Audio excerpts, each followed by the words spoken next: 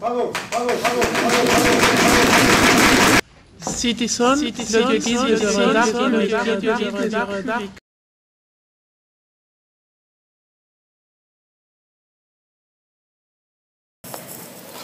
Le temps passe. Certains jours, il pleut. Alors il est là, immobile, comme s'il est en train d'écouter le son de la pluie, le son produit par le choquement entre les gouttes de la pluie et du sol. Et pendant les jours ensoleillés, ce sont les bavardements des gens qui remplissent cette fois-ci la petite ruelle silencieuse où se trouve le masque. Quand les passants passent devant lui, parfois il s'arrête, le regarde et essaie de comprendre cet art mélancolique.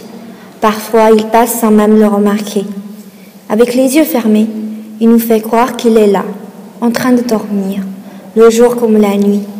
L'expression de ce masque est tellement vivante que l'on peut dire qu'il est le reflet du Parisien. L'œuvre possède toutes les caractéristiques du Parisien, romantique, drôle, vivante, parfois mélancolique. Il est le fruit de l'artiste de la rue. Il est le marque de Georges Régos. Né en 1972, Georges a grandi en banlieue nord de Paris, Villiers-le-Bel.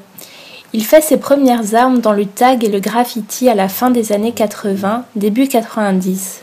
C'est après un séjour de 2 ans à Athènes en Grèce, de 1995 à 1997, qu'il se met à la sculpture, puis au moulage. De retour en France, il ne cesse d'expérimenter, d'apprendre et de créer. En 2003, il décide de partir pour Boston, aux États-Unis, pour une période de 3 ans où il se met à la peinture acrylique et à l'huile. En 2006, il revient sur Paris et retourne vers son premier amour, l'art de la rue. C'est à Montmartre, dans le 18e où il réside maintenant, qu'il décide de participer à cet art de rue présent dans ce quartier. Il invente son propre concept 3D regroupant toutes les techniques qu'il utilise et a appris ces dernières années et réalise une réplique à l'identique de son visage tirant la langue ou souriant qu'il peint et se met à coller à travers Paris.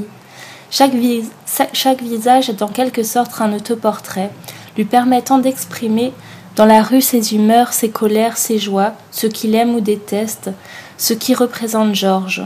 À ce jour, plus de 350 visages ont déjà été installés, la plupart sur Paris, mais aussi dans d'autres villes de France et du monde.